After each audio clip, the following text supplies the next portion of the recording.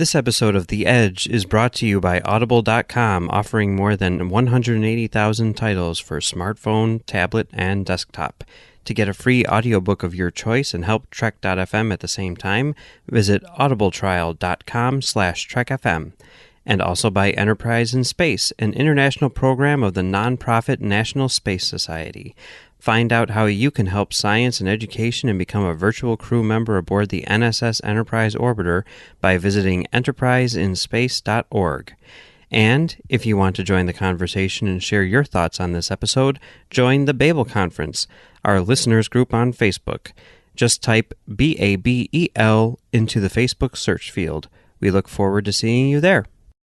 You're listening to Trek FM. What have you done out there on the edge of Federation space?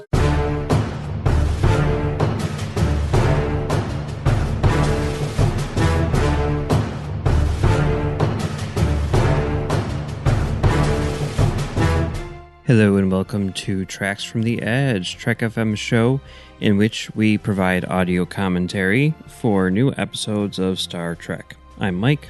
And I'm Max. And today we are going to be providing audio commentary for Star Trek Discovery, Light and Shadows. So, okay, last week we were talking about Michelle Paradise. Yes. Being a new writer on Star Trek Discovery. Yeah. And like the day after we talked about that, it was announced that Michelle Paradise is going to be the co-showrunner of Star Trek Discovery Season 3. Yeah.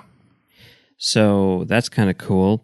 See, but now I'm in that weird dilemma of like wanting to be informed of the people who are responsible for making Star Trek because, as we've discussed numerous times, Star Trek is very important to, I think, us in general, you know, but not to speak for you, but me in particular when I'm speaking about me.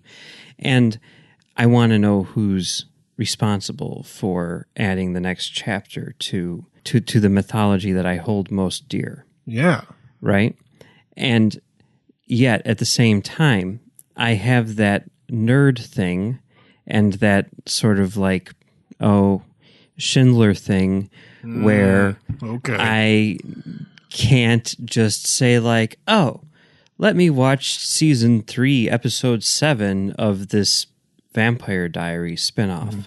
I need to go like, okay, let me watch 5 seasons of Vampire Diaries and then like 3 seasons of originals before I get to an episode that was written by Michelle Paradise so that I can watch that episode and place in the proper context, Mike, everyone is already on. We all get it. We're all up to speed. Your worldview is a disaster. Yeah. We understand the position that you're in, that you put yourself in with your absurd need to do things in a way that you feel is somehow correct, according to an analysis of legitimacy that you yourself are aware is fraudulent. See, the funny thing is, like, you know, I think about that stuff and I think like, well, I need to, you know, give it a fair shake by placing it in the proper context and everything like that. And then I think about like the second Star Trek thing I ever saw, the thing which hooked me on Star Trek in general was Wrath of Khan. And the first Star Trek I ever saw was not Space Seed. So, you know, my own love of Star Trek and the is predicated on doing things wrong. Yeah. So and this is the thing, you got to come to peace with this at some point, because like at some point you're going to be like, oh, you know, I really got to know what's going on with the current state of things. I need to study all of history starting at the beginning, and that's just why do this? No, you're right. So, I mean, I'm going to take a look at some Paradise originals and see what's up, completely devoid of context, And good. That's the way it should be. When you start reading a comic book, yeah, like you're starting in the middle of a story. There's no you're way right. around it. When you start watching a TV show, you're starting in the middle of something. When you start watching anything or reading anything, you're starting in the middle of something. Like it might be the author's first novel, but they're writing in a zeitgeist that is the product of history, and you can't ever actually start at the beginning of anything. That's an absurd thing to try to do. Yeah. No, you're right. You're right. I know. I'm saying it. Okay, so that's Michelle Paradise. There you go. But, okay, before we get to this episode, I do want to, I guess, pose 2 questions that I think are important to place this podcast episode in the proper context so that people who are coming in for the first time are not like completely jarred the same way that I'm going to be jarred when I watch a random episode of the originals. You know what I mean? I totally know what you mean. I also think, once again, we're in this paradigm problem. Okay, so I'm gonna mention 2 things. One is like a statement or a story. All right. And one of them is a question. Okay. Which I know the answer to already. Yeah, this is going to be good. Okay. So statement 1. Statement number 1. First statement right out of the gate. When we were projectionists, we would have to screen all of the movies that came through to make sure that there were no problems with the prints or anything like that. Yeah. And lots of times there would be some back and forth as to who was screening what print because, everybody wants to watch X2, right? But not necessarily everybody wants to watch Wimbledon. You know what I mean? Was that a movie? I don't remember. It was a movie. Whenever I think of movies I didn't want to watch that I ended up watching, the first thing that pops into my head is always Because of Winn-Dixie.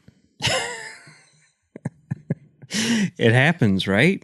And honestly, to this day, I don't know if it's a reference to the store. So there was one time where we were getting a movie called The Time Traveler's Wife. And I remember you saying, I'll watch it. No doubt. Yeah. And I was like, what?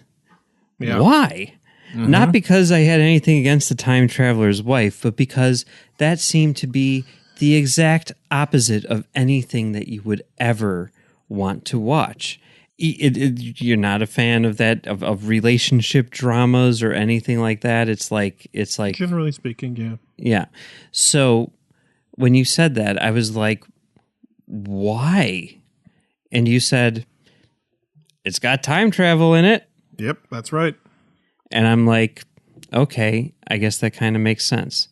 Yeah, on some level, I've been seeking out and searching for depictions of time travel because I really want someone to nail it. Okay. Statement or question number 2. Mm-hmm. Okay. FYI, Time Traveler's Wife kind of nails it. Okay. All right. That's a very important piece of this puzzle. Statement or question number 2. What is your opinion of perhaps the most beloved time travel movie of all time, Back to the Future? All right. I can't go into detail on this because it would take a year to frame the argument that would then take me 10 years to explain all of the problems with Back to the Future. Okay. And they're all problems with the depiction of time travel in the movie, right? Yes. And the thing is, like, if I didn't want it to work, I would just say, it's a mess, who cares? But the reason I have thought about it and tried to make a way for it to work and like tried to find all the different problems so that I could build a headcanon that would allow me to watch it and be okay is because I really want it to work. Like, if it worked, I would be my favorite movie. I'd be over the moon about how excited I was about that. But it's broken, and that's the problem. Okay. I'm gonna throw a curveball here and ask you two more questions. Okay. Let me throw this out there first. Okay, there have been a couple of times, I think probably, where I have said to you, as someone who knows nothing about time travel and as someone who I feel you know about time travel, even though, I mean, for all that I know, you could just be making all this stuff up and I don't, whatever. But I'm going to assume. I'm honestly, it really depresses me that to this day you don't seem to be able to grasp it. It's sort of like, hey Max, you suck at communicating. Like I get Mike some still of doesn't it. get it. Mike still doesn't get it. No. How many years have been you yelling these things with him in the room? And he's like, does this work? Like, if you cut off somebody's thumbs in the future, did their thumbs disappear in the past? And I'm like, guys, what am I doing here? What is the point of this? I get some of it, but I guess here's the thing. Here's my question. I mean, this is a question which I have asked you before, and I mean, I can't even tell you the answer that you gave me, really. But like, what do you consider to be the best depiction of time travel in movies? Well, I mean, like it's sort of split because like there are movies that do time travel well, but there are different ways of approaching it. And like the movie that I think like holds up the best as a movie and also depicts time travel well is 12 Monkeys. Yeah, okay, and I can see that, and I get it. Okay. Like Time Traveler's Wife does kind of get the time travel right. Yeah. And even Bill and Ted's Excellent Adventure kind of gets the time travel right. It does it in a super weird way that is very strange, but ultimately like the logic holds up. Like Okay. Time Traveler's Wife, logic holds up, movie's okay. 12 Monkeys, movie's amazing, time travel works. Okay. So here's my next question to kind of like narrow this down, getting this kind of closer to like a fine point or whatever. What is an episode of Star Trek, or maybe the episode of Star Trek, and I think I know the answer to this, that you consider to have the best depiction of time travel? Well, I mean, again, I'm sort of split, and in some ways, Star Trek ruins itself by like embellishing things later on. But like to me, the best episode that deals with time travel, despite having one major glaring problem, is probably All Good Things. Yeah, and after that, like it's a calamity on the level of the Kelvin, but yesterday's Enterprise, like it basically holds up. There is this one weird thing where Guinan like has some sort of like extrasensory perception for alternate timelines, but which is a real problem because there's a lot of them. But whatever. Anyway, yeah. Okay. And I guess my final question. I'm not saying like, because obviously there's a billion, depictions of time travel in Star Trek, and there's probably a million that don't work or whatever, whatever. Yes. Okay. And I'm not saying necessarily the worst or anything like that, but what do you consider to be the most frustrating, or perhaps the most beloved episode of Star Trek that has the worst time travel? And I think I know the answer to this too. Ooh, that is tricky. Well, let me throw out one which I've heard you complain about on numerous occasions. Please, because I honestly, I'm at a buffet here. I'm like, I don't know what I want. I kind of want all of it. Yeah, okay. And this is, I'm throwing this out there knowing that it's going to infuriate people. Okay, but I want Yeah. you to explain why. Because when you do, what happens is that people like me who love this episode will be like, you kind of ruined it for me, Max. God, that's what I live for. Okay, First Contact. Oh my God. So many things are wrong with First Contact. I don't know where to begin because the movie doesn't know where it starts. It's a real problem. But like, I mean, number one, what is it about? Like, the Borg are going back in time in order to assimilate Earth in the past when the technology is less advanced, so that they put up a less of a fight. Okay, sure. I don't know what they gain from that in the present. And I mean, the Borg Queen, let's not go into that. All right, let's not deal with that right now. Let's just say the Borg are doing this in the past.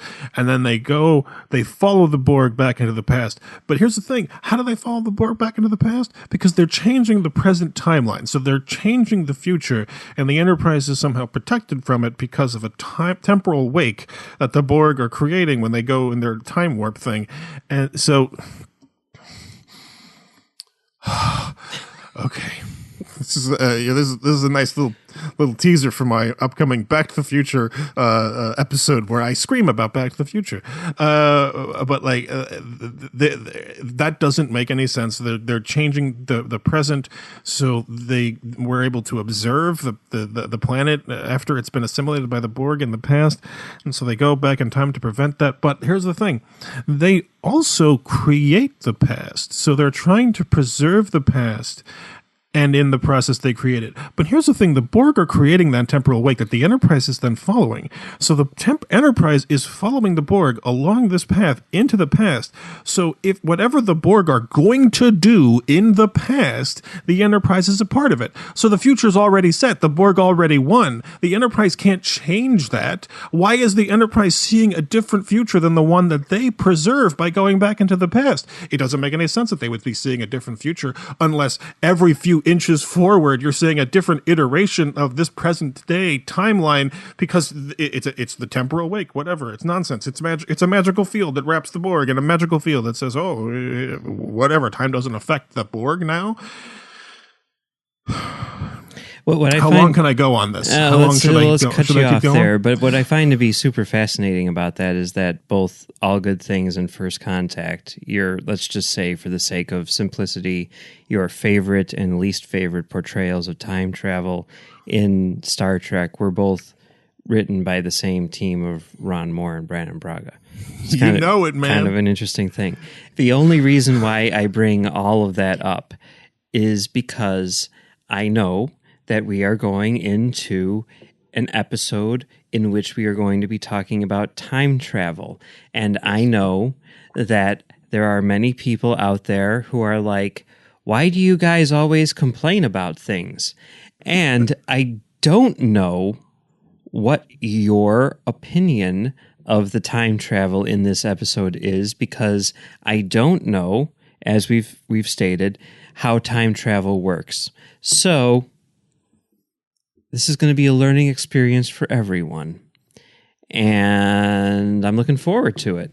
All right. But I just wanted everyone to be on the same page. I wanted everyone to brace for impact, because, boy, it's one thing to talk about, evolutionary biology in Star Trek with Max, but it's another thing entirely to talk about time travel in Star Trek with Max. So if you guys are ready, and if you're ready, Max.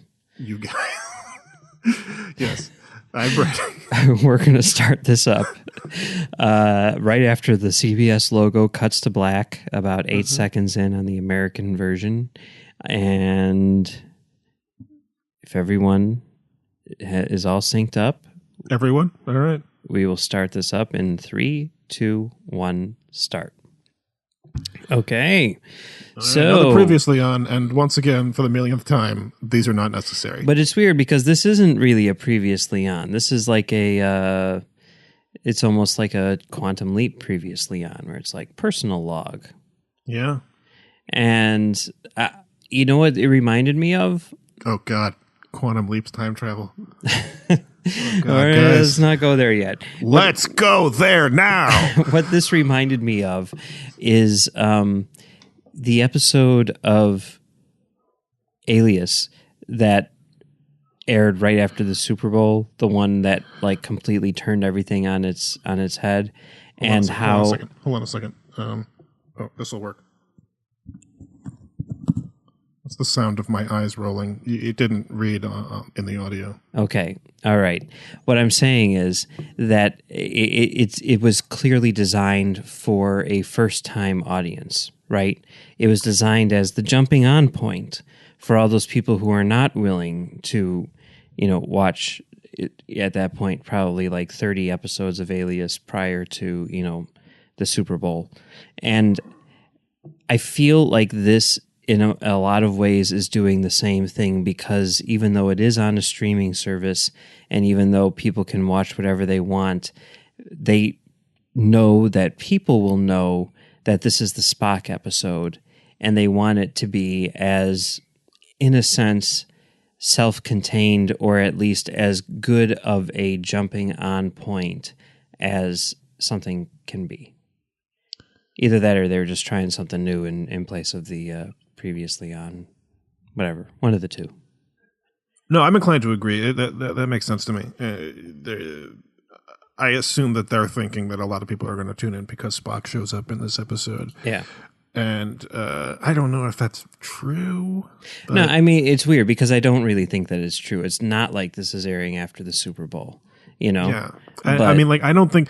I think if you are planning to watch an episode of Star Trek Discovery, you've been watching it. Like, this streaming platform thing is a different paradigm. Like, nobody's jumping on now, right, unless like you start dating somebody new and you're like, oh, there's a new episode of Discovery. Here's the thing, we're going to be watching this now because I have to record a podcast later, like that kind of thing. Yeah. So here's Tilly adopting the term fricking, and you know what? I've sort of always just in. I'm pretty sure she says freaking, but whatever.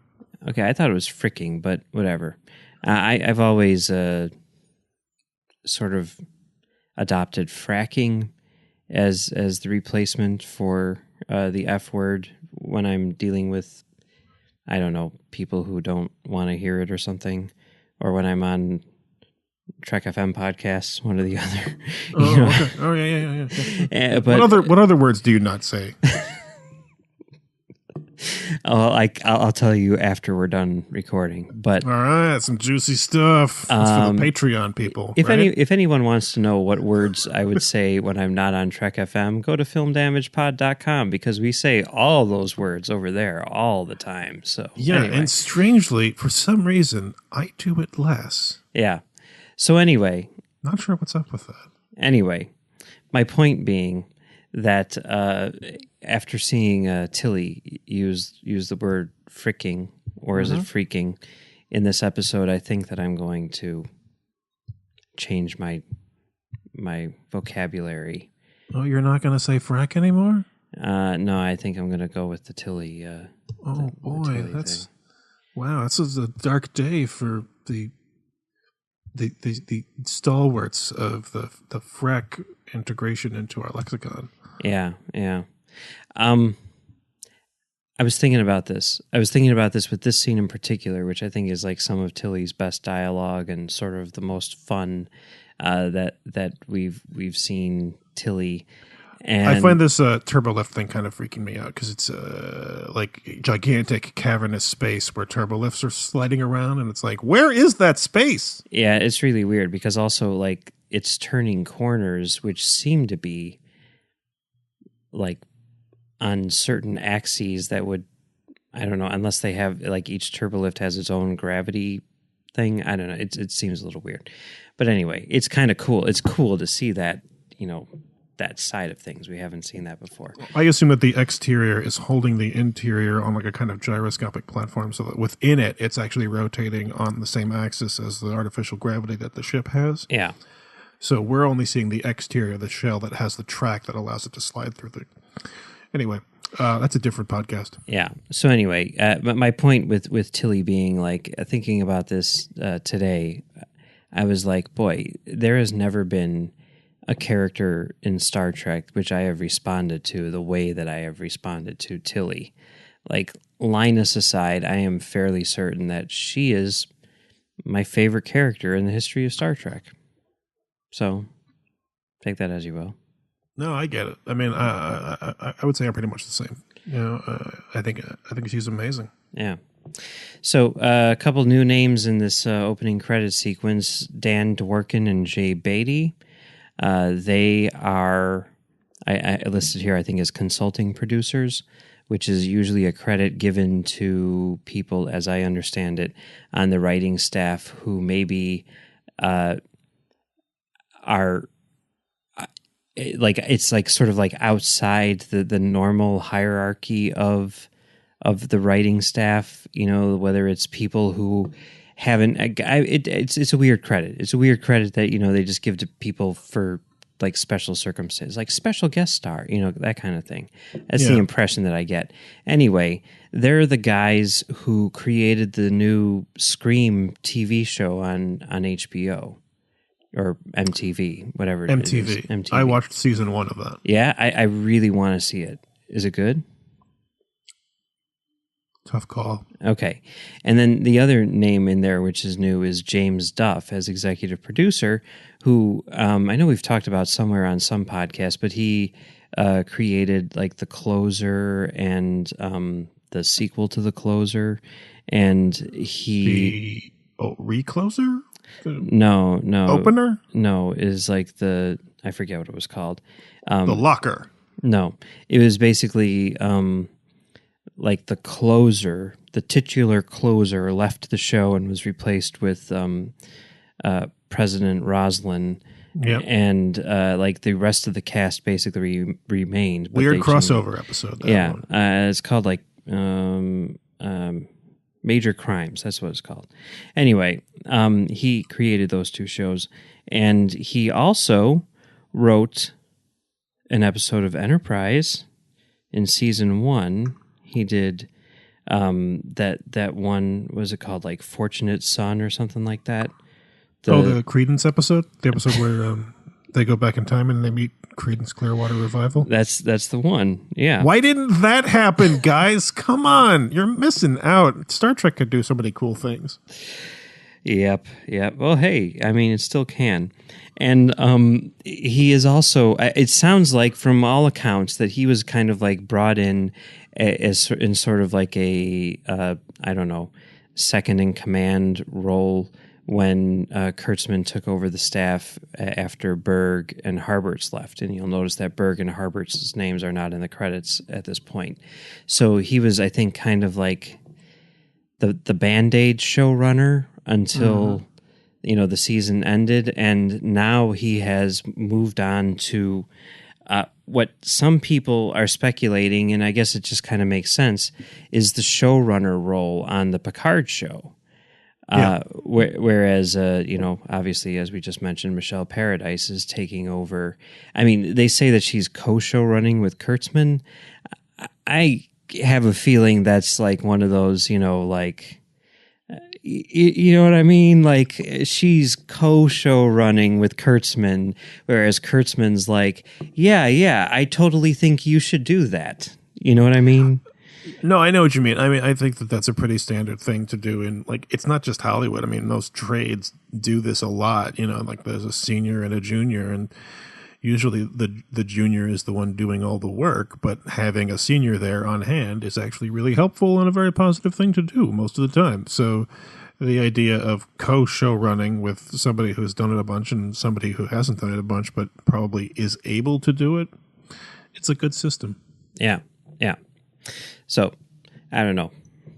Bright times ahead for Star Trek.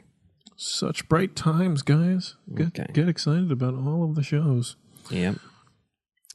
So here, Burnham is talking to Amanda, and she thinks something's up. And here we are getting into the time stuff. Yeah. So... Well, I mean, like, the thing about this episode's dealing with the time travel is it's all over the place. I mean, there's like echoes that they see of themselves in the past and the future. It doesn't make any sense. I mean, it's one of those weird what things are where those supposed to be? I mean, there are a lot of they were very much playing up the idea of time as like water based. You know what I mean? Like ripples and oceans and swirling vortexes and all this stuff. Time bends, and that's the thing that really that doesn't make any sense, because like if what they're seeing it are echoes of themselves, then like time is like rippling and weird and undulating in strange ways that like can happen, because space time can be folded and curved in weird ways.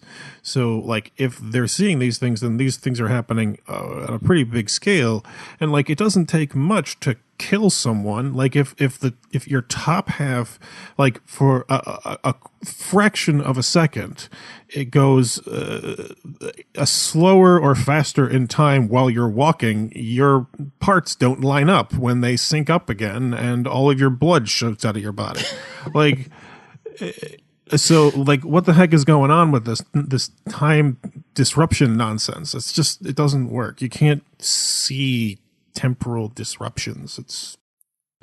And I'm sure the argument, of course, is well, yeah, it's just a storytelling device, and for me, for someone who doesn't understand anything about time travel and who maybe isn't thinking about it too closely in that regard. You understand that your blood has to be in your body, if parts of your body are moving at different speeds, right, in time. Come on. But that's not the type of thing that you necessarily think about in this case. And I think that maybe you don't think about them. Yes, I don't think about them, but I think most people don't think about them. And I think as storytellers, certainly, someone could bring up that and they'd be like, okay, but you see what we're trying to do on a metaphorical level, and this isn't going to be hugely distracting to people, and we do this stuff all the time in various forms in Star Trek and in everywhere else, and let's just roll with it. Well, then what you do is you wrap it in something that allows you to get away with something that is inarguably as nonsensical as magic. Like, you could have Stamets there saying, some weird freaky stuff is happening. You guys don't see it, because I can see it, because I've got this tardigrade DNA, because of horizontal gene transfer and everything. So like that would be a way of getting away with it, because there's no explanation for how that works, and any possible explanation would be so bizarre as to be incomprehensible. So you can do it, but they don't. So whatever. Okay, so what do you think about this portrayal of Vulcan? I think it's pretty cool. I mean, it was kind of jarring when she first landed and you see like rain and like vegetation, and I'm like, what is this, Vulcan? But I mean, I guess you figure that's got to be somewhere, right? Well, I mean, like you got to assume that like Vulcan, having that name has to be, pretty volcanic. Mm-hmm. So, but like, volcanoes and abundant life kind of go hand in hand. I mean, that's pretty much how the ecosystem works. Like, wild, big, destructive natural events to help life prosper. So yeah. And there's Spock. We just saw him. We just saw Spock. Yep, there he is, just freaking out.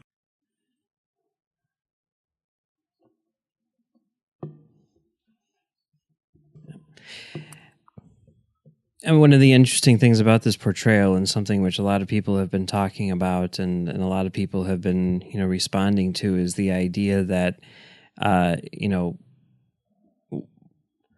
one of the, or just to say one of the, like the most beloved and the most sort of like respected character in the franchise has been, well, I guess, retconned into having a past in which he was, for all intents and purposes, dyslexic.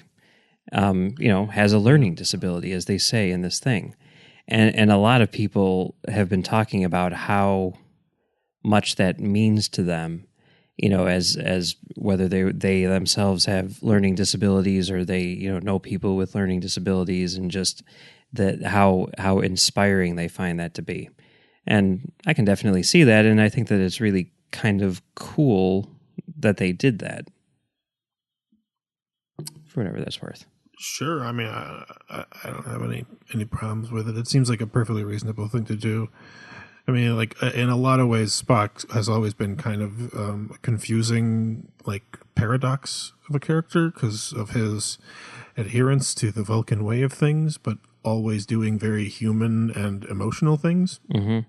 So, it's kind of like a way of giving him just a little bit more nuance, maybe some more wiggle room so that he can have more emotional responses to things. Yeah, it's cool. One of the things that I love, I don't remember it being so much of a thing last year, but this year it's definitely a thing. Like the sets and the controls and everything like that on the various Starfleet ships have lots of switches. Yeah. I'm a big fan of that tactile thing. There's something very gratifying when it comes to like flipping a switch.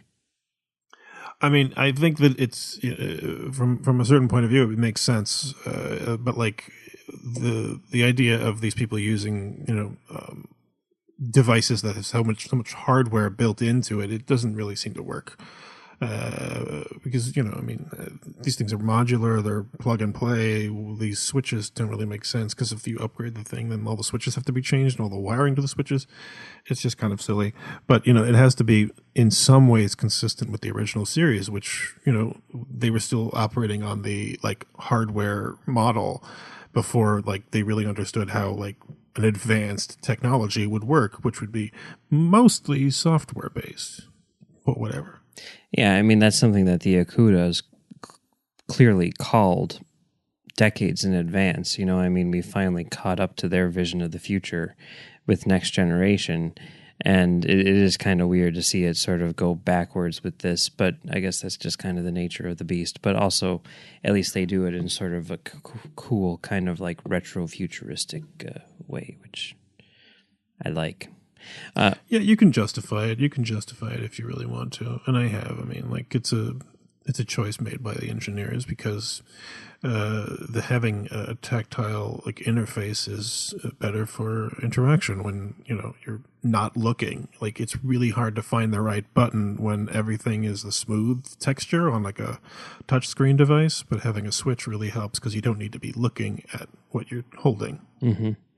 Well, one of the things I always found to be like really kind of cool in regards to the Akuda sort of model of like touchscreen stuff and everything is, people would always sort of call out the natural inconsistencies in that people aren't pushing the same buttons or whatever.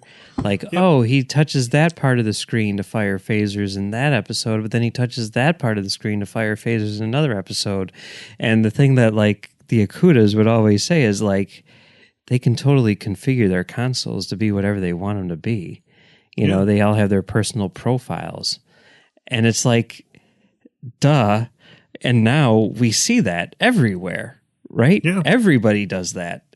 And it's just kind of, I mean, when you think about it now, like 30 years later, just they were so forward thinking with that stuff that it's just cool, It's just cool to see. Like, I mean, obviously everyone talks about like, oh, communicators, the cell phones, the flip phones, it's the same thing. But like stuff like that, I mean, I would almost say even more so, It's just cool. It's just cool, that sort of futurist thinking that's always been present in Star Trek. I agree. It's one of the better predictions of future technology that Star Trek has because they get so much wrong so often.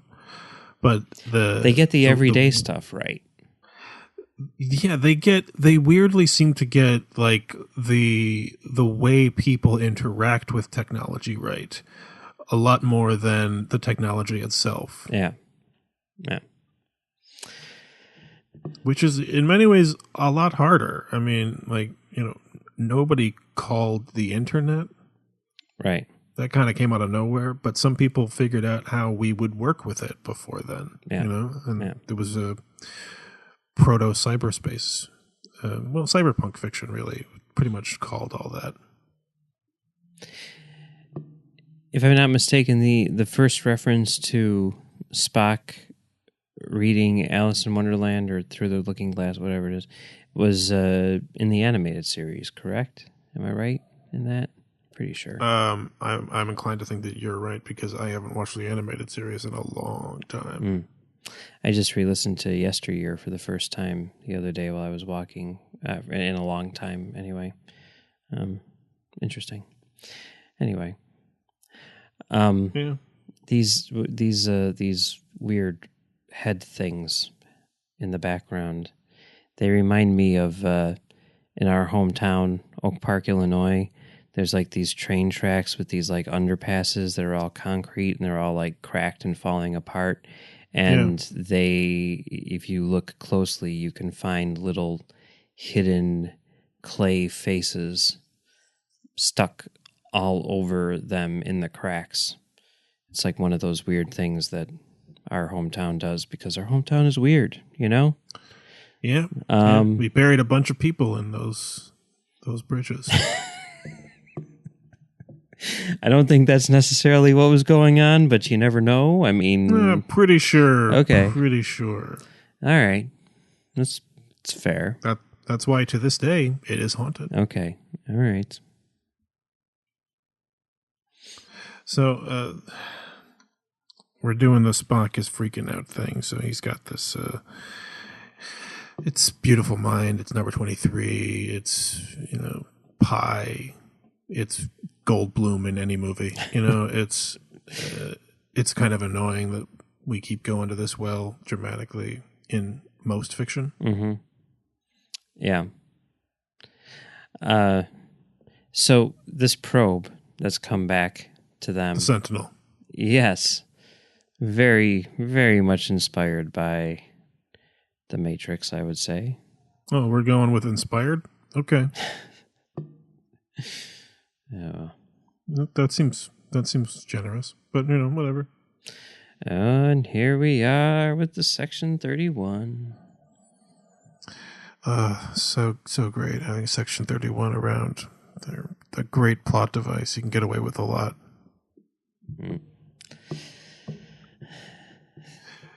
So we're walking into the part where Giorgio reveals her intention, her diabolical plan to take over, and we all know that's coming. Mm-hmm. So seems kind of obvious. What are you gonna do? Yeah.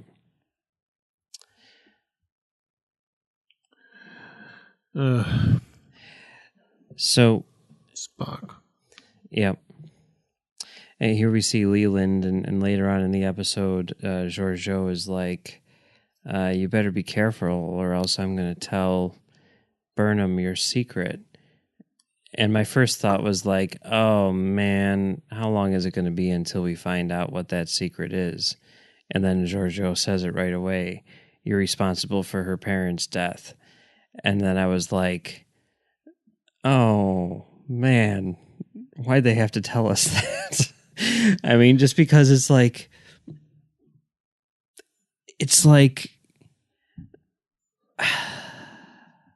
you know what I'm saying? I know what you're saying, but I had a different reaction, which was, okay, that's dumb. But the thing that really bugs me about that interaction is she's saying this to him. Mm-hmm. He already knows it. It's a very like we're gonna over explain the subtext of this interaction so that the audience gets it. I mean, there's that. I didn't really have that problem with that, I have to say. I mean, I know what you're talking about, and certainly I've complained about billions of television shows and movies doing that in the past. Billions of them. Billions. I didn't really have that problem with that scene there. And maybe it was just because I was so sort of put off by the idea of this random person who is related to the story in this random way also having a very significant tie to Burnham's past. Yeah, it's like the Joker killed Bruce Wayne's parents nonsense. It's Spoilers. It's convenient for and it's Batman. easy. What? I said spoilers for Batman. No, it's fine. That movie isn't canon. It doesn't work anyway. So, like, who cares? But anyway. It's easy and it's cheap and it's a little stupid, but whatever. Yeah. We'll see what they do with it. I assume what they're going to do is reveal it at some point so that Michael Burnham can freak out and help Giorgio take command of this ship. Yeah, that could be. That could very well be. Because she's somehow the lesser of two evils? Maybe not, but Michael might think that in the moment. Yeah. Okay, so here in a few minutes, we're going to see Michael Burnham do a Google search for a sequence of numbers, and the computer finds one result.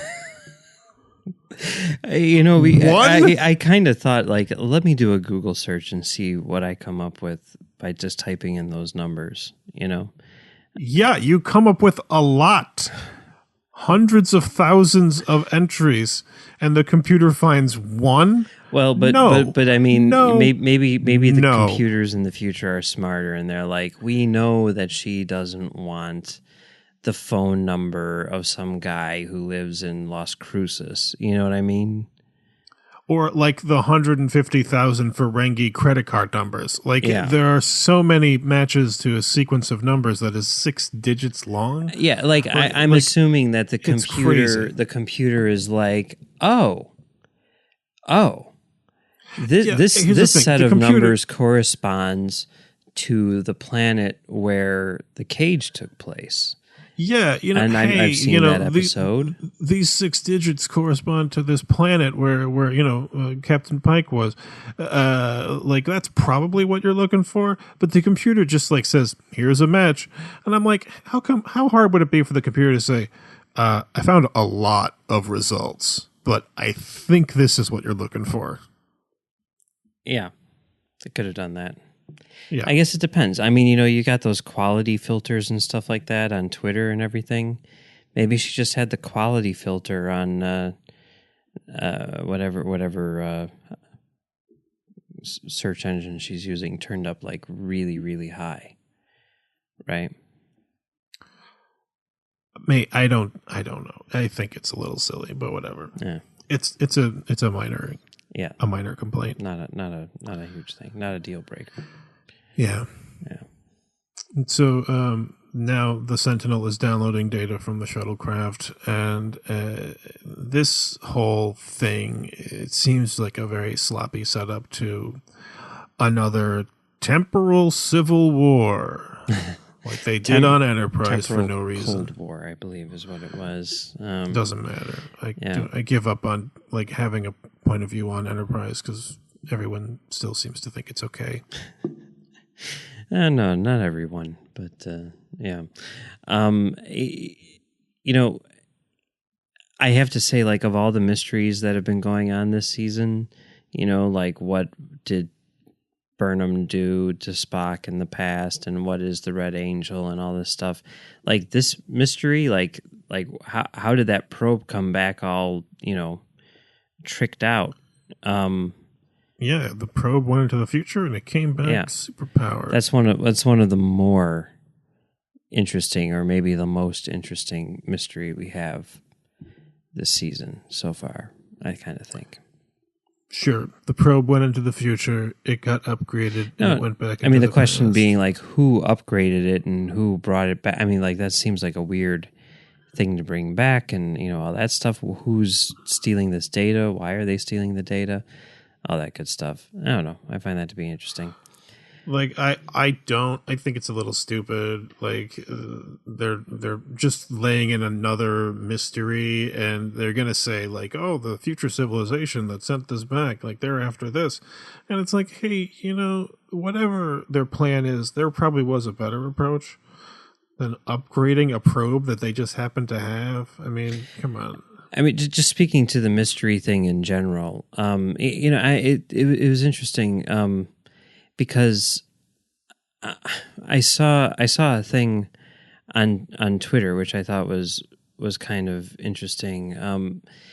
Heather from Disco Trek and Tricorder Transmissions and everything, she tweeted something the other day. I saved it because I thought it was rather profound. She said, "I want a Star Trek series that's so highbrow, its plot twists can't be predicted by fans."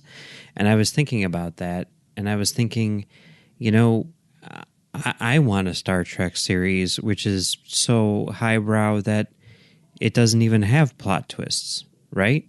Because, I mean, we keep on talking about this mystery, and it's like, what about all the other stuff which is going on, which doesn't need a mystery? I totally know what you're saying, and I agree. This is just the way it is now. You have to have mysteries I guess, so that people will tune in. I guess that's what it is. I mean, I keep on thinking about this film critic who talked about Westworld and talked about how everyone was so concerned with figuring out the plot twists that they were not taking the time to pay attention to what the show was doing and how interesting the stuff that they were not trying to hide was. It's way more interesting than whatever the mystery was. And I think that's kind of it changed the way that I view shows. It changed the way, I mean, last year everyone got caught up in the Vogue thing and there was no escaping that. But I mean, in an ideal world, I wouldn't pay attention to the mysteries. I would just say and I think that's one of the things that I found. And this is the X-Files' fault. This is 100% the X-Files' fault. But the idea of a mystery being presented, which I was waiting for an answer for, and then slowly over years realized that there was no answer for it. So I just didn't even. It was frustrating because there would be questions posed which I knew would never be answered. But if you just kind of don't worry about the questions being answered, then you can enjoy it a lot more. Speaking of which, here's another question which needs to be answered. What just happened to Robot Lady? She just got a virus uploaded into her brain. Is she the Red Angel, do you think? No. They've just created a sleeper agent. It's like a boomer situation. Okay. They're gonna flip a switch, and she's gonna do something for the future civilization at some point. All right, in the future, yeah. Because the future civilization has to did work read in a theory, which I mean, probably a lot more people are thinking of right now, and I don't even know who said it because it was posted in a thing, and there was no credit attributed to it. But someone was like, "No, Burnham is not the Red Angel. Amanda is." And they're like, look at how they're laying this groundwork. She's saying that, I mean, it's just lots of stuff. Even the first time that you see her in the season, she's wearing red, just little cues like that. And I started thinking about that, and I'm like, that makes more sense. Just in terms of dramatic storytelling or whatever, it doesn't make sense. And see, here I am doing that thing that I was just saying that I'm trying not to do, which is figure out mysteries. So you know what? Frick me. Yep. Well, I don't care. My feeling is that the Red Angel is probably Michael, just because I think that it fits with the way the show has worked in the past. And it seems like the kind of thing that you would do on a show like this, because it might actually end up fitting into the narrative that we see glimpsed in the short Trek Calypso. I was just going to say the same thing. As soon as they started doing time travel stuff here, I was like, oh, so it's not, that's going to be something which takes place in a future that, we're going to, that some episode will end on a cliffhanger saying oh, and then the timeline will be fixed and whatever. But I still hope I still hope that that is a future that, I mean, that's how this show will end. I still hope, and I still hope that, the thing that we were talking about last week or a couple weeks ago or whatever, I still hope that this show ends after 3 seasons, because I want it to have an ending that is established from essentially the beginning, Yeah, you want to have a beginning, a middle, and an end. Yeah, just like they talk about in this thing. A good story. Yeah. You want to have the end point, because that means that we're going somewhere. Yeah. But in a way, isn't that also kind of looking for an answer to the mystery? Like, No. You're waiting for them to explain why they made this show. No, I don't think it's that. I don't think it's that. I just think it's the desire to have, it's the reason why, limited comic book series tend to be better than ongoing series. And I'm saying that in the most general terms imaginable, right? But, I'll never forget, like, hearing Dan DiDio talk about comic books and how comic books are all second act. You've got one issue, which is act 1, and then you've got 750 issues, which are act 2, and then you never get an act 3. And that's disappointing. That's one of the reasons why I like Dark Knight Rises so much. And that's one of the reasons why I think we all like All Good Things and not necessarily Turnabout Intruder. You know what I mean? Well, All Good Things is a beginning, a middle, and an end all at once. That's true. That's true. Pretty solid. Yeah. Of course, they invalidate that ending, but whatever, You mean with the movies? Yeah, and, Picard's show. I don't think he's going to be working on a vineyard. Oh, but it's just a possible, aromatic syndrome. But it's just a possible future, which it's just a possible future. Yeah. But they knew that going in. That's because because those same guys had already written the next adventure. Yeah, that was disappointing too. Okay, this was another question which I was going to ask you. Okay, because certainly, there have been, in this particular series, 2 moments where I've said something which I cannot say on Trek FM, but it was something to the effect of, "Oh crap," but I didn't say crap. Yeah, and what was like rather excited, in that sort of like jump off the couch and sort of like, pace back and forth for a few seconds before you pick up the phone to call someone. Like the only other time that there's only been one time where I think I've actually done that with you, and that was the season 3 finale of Battlestar Galactica, which is the number 1 oh crap moment in television history, right? I agree, and actually, no, it's more complicated than that. I don't really agree. Okay. I reacted hugely to the music and very mildly to the Starbucks. Oh yeah, no, 100%. 100%. I agree, right? But it's kind of like it's like the one right after the other to the whatever the thing. But here's my question to you, right? Because I had that moment here with the Talos 4 thing. I also had it when we saw Enterprise at the end of season 1. And I have 2 questions. We started this off with a series of questions for Max. We're ending it with a series of questions for Max. And I think I know the answer to the first part, but I'm very curious about the answer to the second part. The first part is, did you have that oh crap jump off the couch moment for either of those 2 things? Did you have it this week, and did you have it when Enterprise showed up in season 1? And I think I know the answer to this. No. Okay, that's what I thought.